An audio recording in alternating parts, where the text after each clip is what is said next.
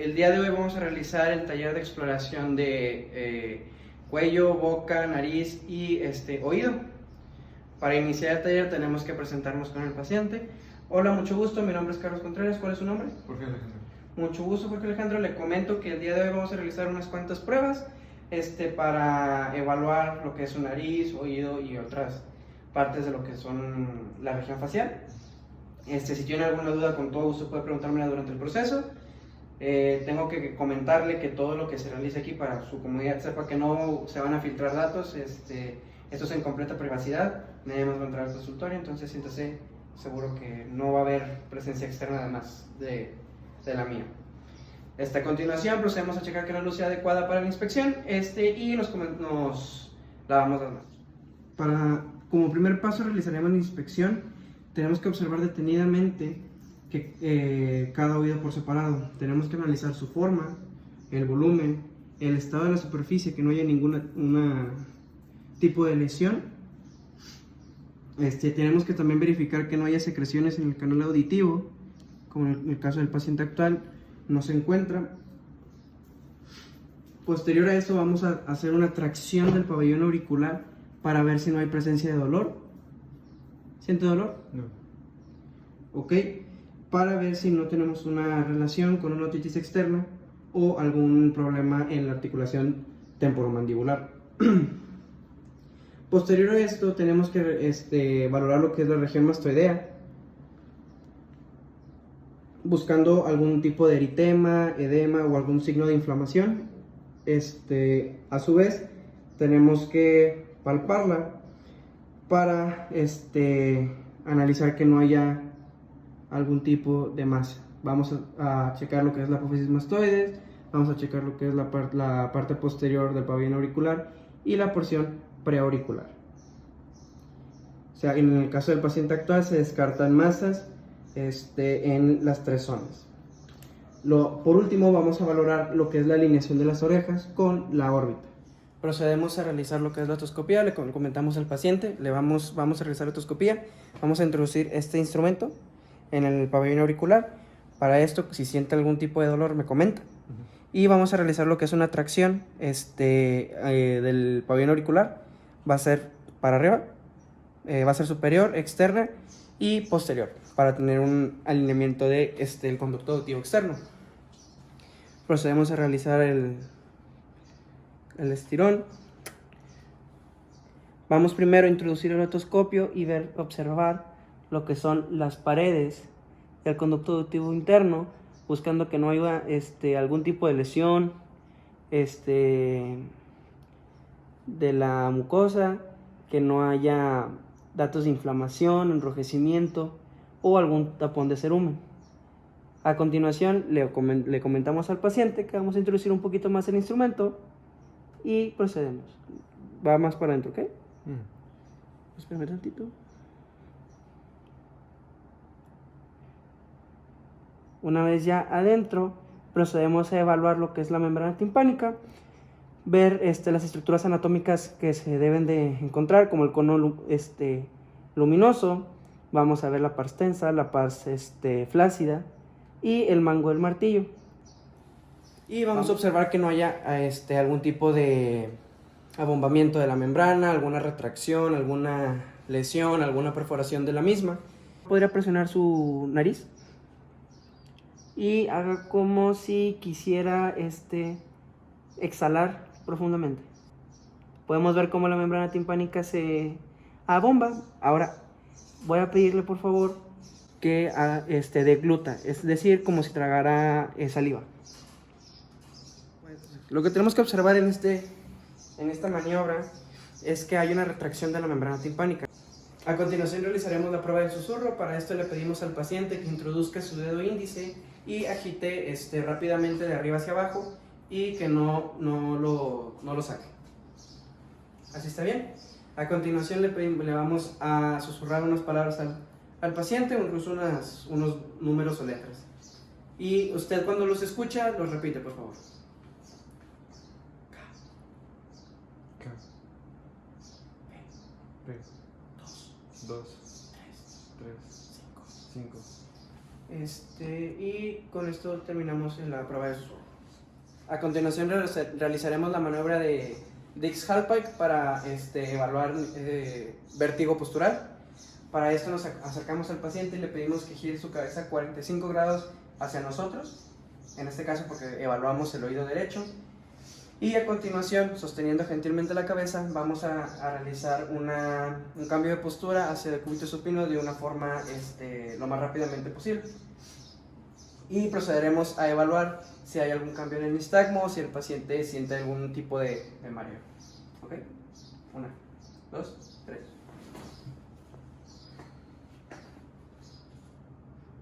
Ya puede levantar. Empezaremos con la inspección de lo que es la nariz y la cavidad nasal. Primero tenemos que observar que la nariz no tenga ningún tipo de asimetría excesiva. Es normal que haya un poquito de diferencia entre los diferentes lados de la nariz. En el caso del paciente no se encuentra y procedemos a observar que no haya ningún tipo de secreción nasal. Podemos ver que el paciente no tiene ninguna de este tipo. Y le vamos a pedir también que ocluya una de sus fosas nasales. Puede ocluir por favor la fosa nasal derecha, la que usted guste, y por favor inhale y exhale. Pasamos a ocluir la otra, por favor. A continuación procedemos a presionar con nuestro pulgar la punta de la nariz del paciente para así poder hacer que las alas de la nariz se expandan. Procedemos a iluminar un poco y observamos la cavidad nasal, que no tenga algún tipo de pólipo por alergias, que no tenga úlceras, como en el caso de los pacientes que consumen cocaína, que no tenga cambios cambios de la coloración, haya edema, eritema. Este procedimiento también se puede realizar mediante un rinoscopio, el cual se va a introducir en la narina del paciente y se procede a abrir para tener una mejor apreciación de la cavidad nasal. Al momento de retirarlo tenemos que mantener las valvas del instrumento semicerradas para así no ocasionar ningún tipo de lesión a la fosa nasal del paciente. Procederemos a evaluar lo que son los senos paranasales. Vamos a observar que no haya algún tipo de masa en lo que son las regiones frontales y maxilares, y a su vez vamos a evaluar la temperatura de ambos lados. Vamos a proceder a palpar lo que son la zona frontal y la maxilar para ver que no haya algún tipo de dolor. ¿Puede sostener su pelo hacia arriba, por favor? Gracias. Va a ser con nuestra mano dominante y empezamos a percutir. ¿Hay presencia de dolor? ¿No? No. Procedemos con la porción maxilar. ¿Dolor? No.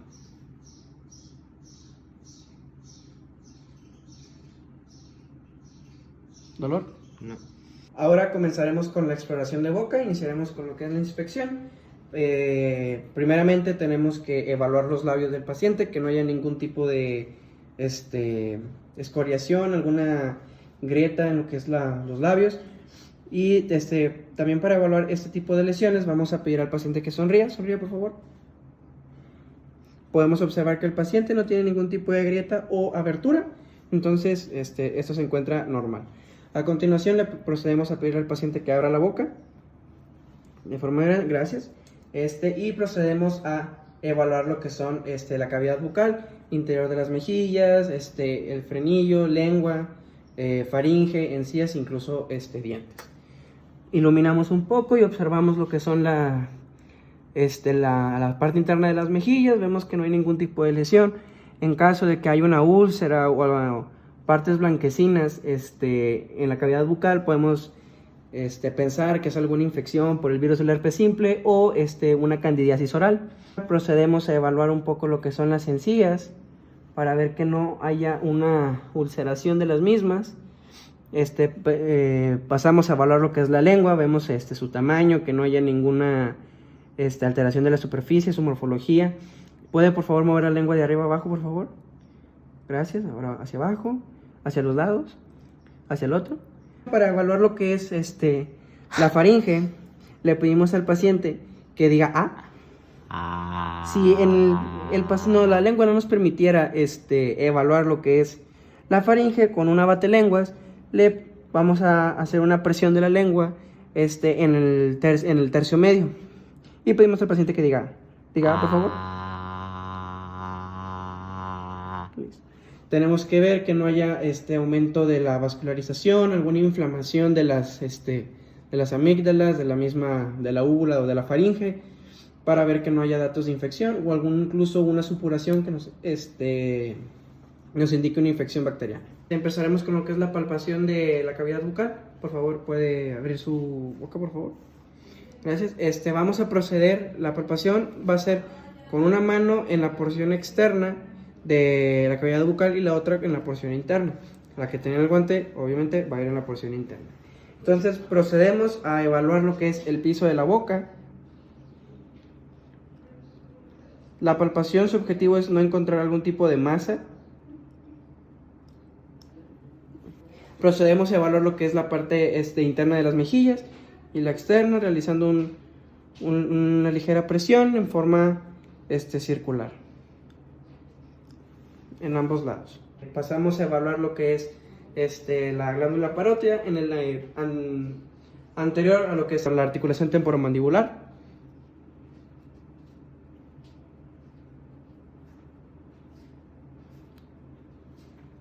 Se tienen que evaluar ambas parótidas. Palpación de la lengua. Para esto le pedimos al paciente que saque un poquito su lengua, por favor, para ver si no hay algún tipo de induración. No se sienten masas. Para esto le pedimos, vamos a hacer la lengua hacia arriba, hacia los lados, para poder observar que no haya datos de inflamación. Iniciaríamos con la palpación de los ganglios linfáticos de la zona del cuello. Para realizarla tenemos que utilizar las yemas de los dedos del dedo índice y el medio y procederemos a palpar al paciente. Iniciamos con los ganglios submentonianos, pasamos a la rama submandibular, procedemos a evaluar los ganglios por el músculo esternocleidomastoideo hasta llegar a la fosa supraclavicular, en donde palparemos los grupos profundos en la fosa y los superficiales al nivel de la clavícula. A continuación pasamos a evaluar lo que son los ganglios retroauriculares, la zona retroauricular, la zona preauricular y los ganglios cervicales posteriores.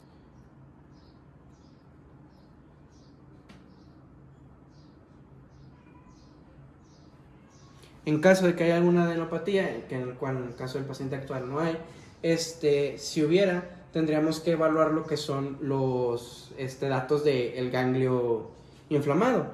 Es decir, tenemos que ver su tamaño, su consistencia, sus bordes, temperatura, si es doloroso o no doloroso, si es móvil. En caso de estar presente, tenemos que evaluar lo que son las cadenas de los ganglios de todo el organismo. Pasaremos a realizar la inspección de la glándula tiroides y a su vez la palpación. Para la inspección le pedimos al paciente que eleve un poco su cabeza para poder observar las estructuras del cuello. Sobre todo queremos ver la posición del cartílago tiroides y el cricoides para así poder ubicarnos en lo que es la glándula tiroides.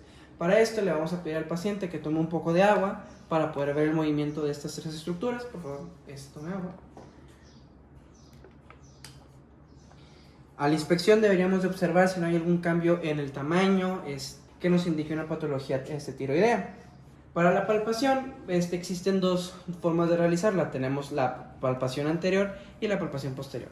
La palpación anterior, como su nombre lo dice, lo realizaremos en la parte anterior del paciente, de frente de él, y mediante nuestras dos manos, lo que es los pulgares y dos dedos, de tanto el índice como el medio, se van a encargar de delimitar la glándula tiroides. Para esto localizamos el cartílago tiroides y luego el cricoides, y debajo de vamos a encontrar el istmo, que es donde vamos a poner nuestros pulgares un poquito más a la lateral.